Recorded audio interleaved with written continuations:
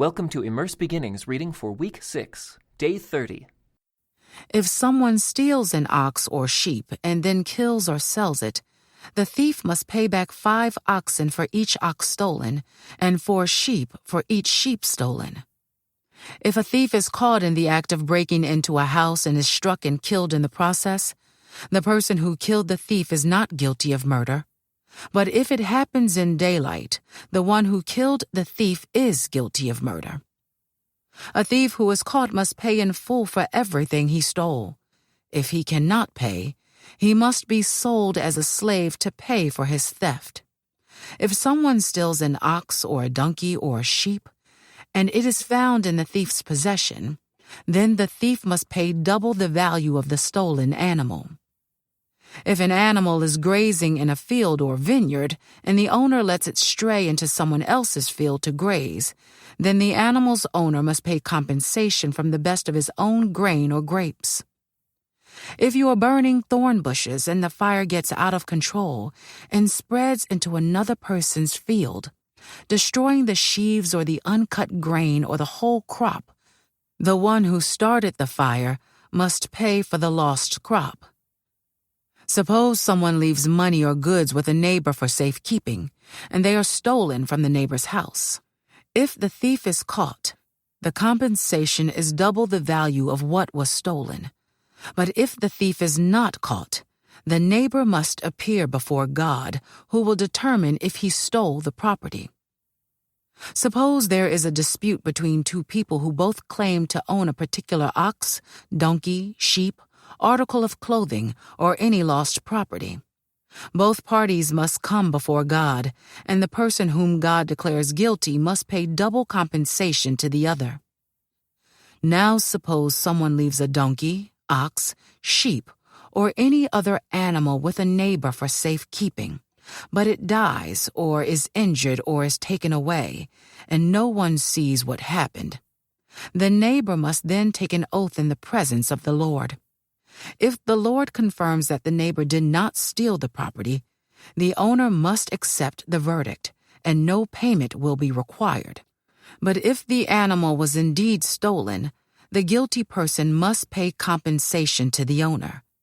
If it was torn to pieces by a wild animal, the remains of the carcass must be shown as evidence, and no compensation will be required.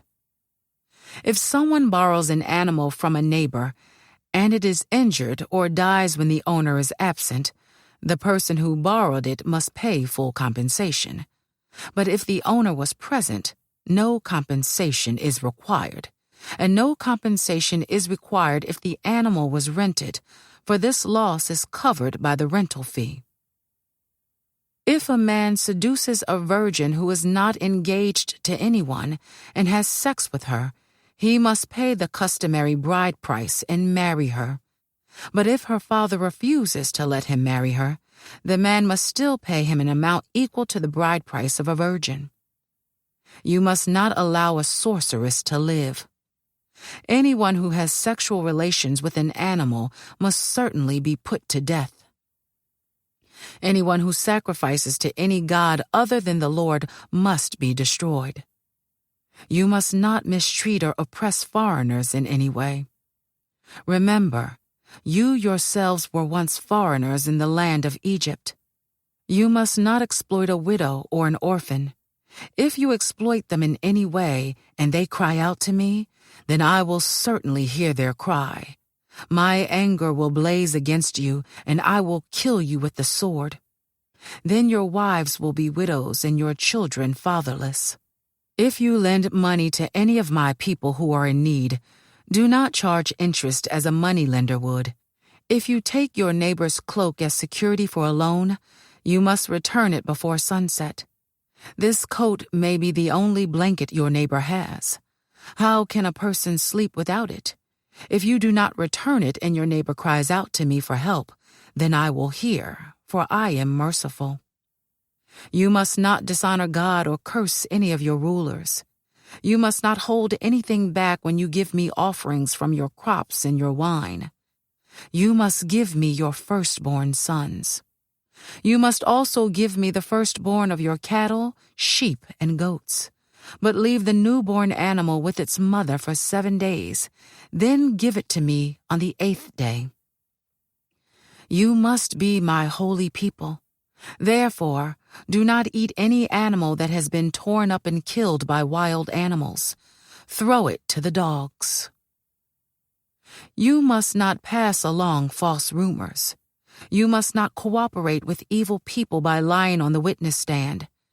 You must not follow the crowd in doing wrong. When you are called to testify in a dispute, do not be swayed by the crowd to twist justice. And do not slant your testimony in favor of a person just because that person is poor. If you come upon your enemy's ox or donkey that has strayed away, take it back to its owner. If you see that the donkey of someone who hates you has collapsed under its load, do not walk by. Instead, stop and help. In a lawsuit, you must not deny justice to the poor. Be sure never to charge anyone falsely with evil. Never sentence an innocent or blameless person to death, for I never declare a guilty person to be innocent. Take no bribes, for a bribe makes you ignore something that you clearly see. A bribe makes even a righteous person twist the truth. You must not oppress foreigners. You know what it's like to be a foreigner, for you yourselves were once foreigners in the land of Egypt. Plant and harvest your crops for 6 years, but let the land be renewed and lie uncultivated during the 7th year. Then let the poor among you harvest whatever grows on its own. Leave the rest for wild animals to eat. The same applies to your vineyards and olive groves. You have 6 days each week for your ordinary work, but on the 7th day you must stop working. This gives your ox and your donkey a chance to rest. It also allows your slaves and the foreigners living among you to be refreshed. Pay close attention to all my instructions. You must not call on the name of any other gods. Do not even speak their names. Each year you must celebrate 3 festivals in my honor. First, celebrate the festival of unleavened bread. For 7 days the bread you eat must be made without yeast, just as I commanded you.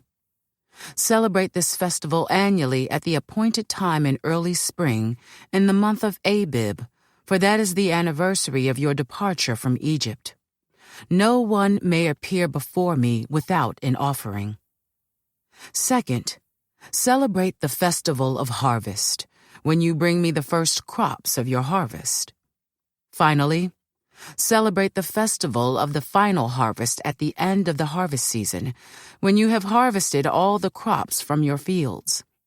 At these 3 times each year, every man in Israel must appear before the sovereign, the Lord.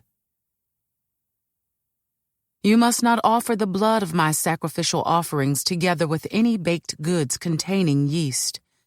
And do not leave the fat from the festival offerings until the next morning. As you harvest your crops, bring the very best of the first harvest to the house of the Lord your God. You must not cook a young goat in its mother's milk. See, I am sending an angel before you to protect you on your journey and lead you safely to the place I have prepared for you. Pay close attention to him and obey his instructions. Do not rebel against him, for he is my representative, and he will not forgive your rebellion. But if you are careful to obey him, following all my instructions, then I will be an enemy to your enemies, and I will oppose those who oppose you. For my angel will go before you and bring you into the land of the Amorites, Hittites, Perizzites, Canaanites, Hivites, and Jebusites, so you may live there. And I will destroy them completely. You must not worship the gods of these nations or serve them in any way or imitate their evil practices. Instead, you must utterly destroy them and smash their sacred pillars. You must serve only the Lord your God. If you do, I will bless you with food and water, and I will protect you from illness. There will be no miscarriages or infertility in your land, and I will give you long, full lives. I will send my terror ahead of you and create panic among all the people whose lands you invade. I will make all your enemies turn and run. I will send terror ahead of you to drive out the Hivites, Canaanites, and Hittites. But I will not drive them out in a single year, because the land would become desolate, and the wild animals would multiply and threaten you.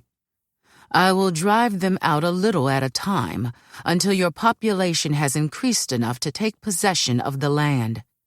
And I will fix your boundaries from the Red Sea to the Mediterranean Sea, and from the eastern wilderness to the Euphrates River. I will hand over to you the people now living in the land, and you will drive them out ahead of you. Make no treaties with them or their gods. They must not live in your land, or they will cause you to sin against me. If you serve their gods, you will be caught in the trap of idolatry.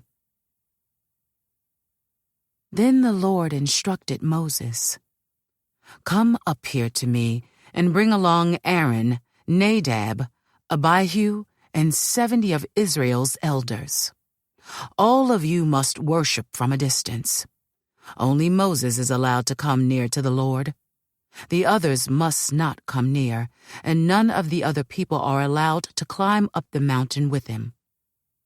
Then Moses went down to the people and repeated all the instructions and regulations the Lord had given him. All the people answered with one voice, "We will do everything the Lord has commanded." Then Moses carefully wrote down all the Lord's instructions. Early the next morning, Moses got up and built an altar at the foot of the mountain. He also set up 12 pillars, one for each of the 12 tribes of Israel. Then he sent some of the young Israelite men to present burnt offerings and to sacrifice bulls as peace offerings to the Lord. Moses drained half the blood from these animals into basins. The other half he splattered against the altar.